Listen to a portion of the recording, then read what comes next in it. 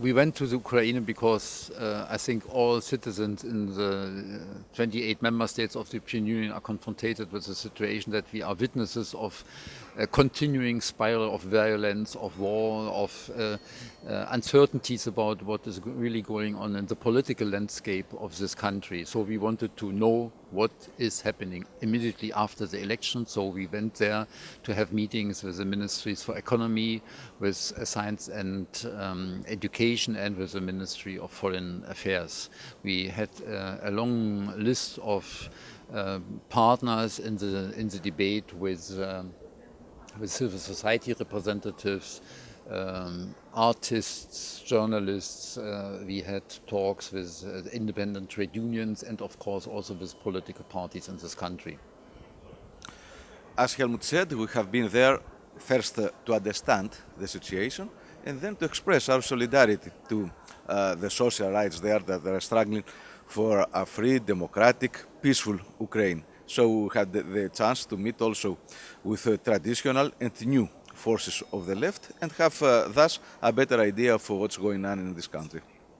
Ukrainian society continues to be dominated by some oligarchs. The weak status of the civil society and the lack of tradition of democratic discourse in this country contributed to this fact.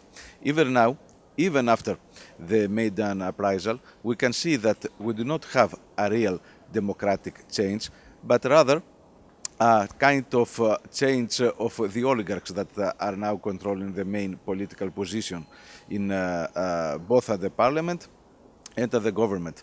Therefore, the social forces that are contesting this situation are struggling for a new, as they said, Maidan, a new social Maidan, that is not going just to change the political government of the country, but the deep structures of the power there.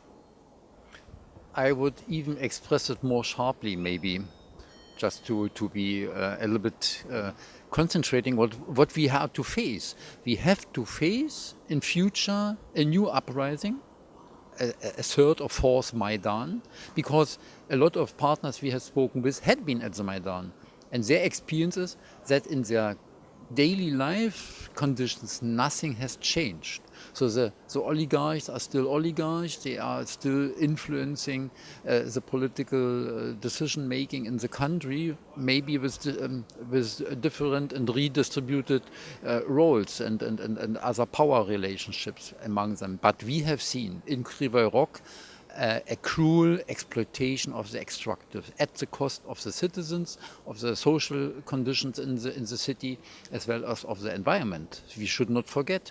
And that is at least also a signal for that the richness of this region, with the rare earth metal, with the conflict minerals, with the coal, is not in the benefit of the citizens. So what had been the elections had been an election among the political needs, but not an election of contents, of policy making. So there was no choice either to turn to the social needs of the country or to continue as it is practiced now for more than 20 years. So the starting point for all the developments is not the year 2012 with a signature of the free trade agreement and the association agreement this year, 2014, but it started much longer before, when these natural and deep problems in the country remained for all the years unsolved. In your opinion, did the recent presidential and parliamentary elections create the necessary conditions for reforms? And what do people think about the new president and parliament? We had ministries as partners in our talks. It was a different picture.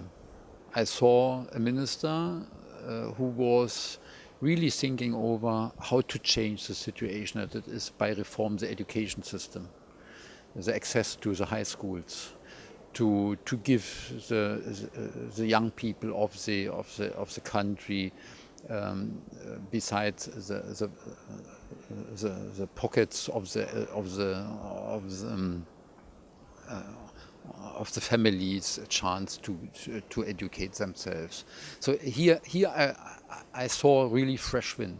In the foreign ministry, I haven't seen really this attitude. I haven't seen that there is really a rethinking that there is only a chance by no means with in military ways to solve the conflict. So there is a clear expression: Russia has to change. Russia must go out. And of course, Russia is part of the problem. Russia is instrumentalizing the situation, the country, also for its own benefits. It is the struggle for raw materials. It is a struggle for the possessing and influencing the heavy industries in the countries. So I'm doubtful if the reality of the country or the reality of searching really deep changes for this country is already aware for the new structure. So we will see what the new Rada will agree on. And if not, then I'm persuaded the street will bring change again. Do you have the same feeling? I have the same feeling. As we said before, there are not really political parties based on principles in Ukraine. The majority, I could say the totality, excluding only the parties of the left in Ukraine, these parties are just the facade of economic projects of some oligarchs. And this is obvious in all the political discussions we have had, despite the very existing political differences that Helmut has mentioned. Especially with regard to the major issue of how we are going to have a peaceful and unified Ukraine, there are clearly differences within the government. Some have been very hawkish, without saying that they made clear that the only solution to end the situation is the escalation of war, something that we very certainly should avoid, because there is not anything worse than a civil war there. So, exactly as Helmut said, our deep hopes are not now lied to the political personnel, but to the forces of the society, that they are strong and they are trying to have also a political representation. Maybe one sentence for the conclusion. I want to thank the representatives on the UNHCR and also of the OSCE, which we met, who are making a great job in this country, trying to keep in a certain way the ability of the international community to observe the agreed Minsk protocol agreements on ceasefire, etc., with all the problems and difficulties. But they are in the country. They are trying to calm down the situation, in particular in the eastern regions, but also for the internally displaced persons, which is a huge amount of human beings. 500,000 in official figures. Nobody knows exactly how big the figures are from the Crimea, who need in the wintertime housing.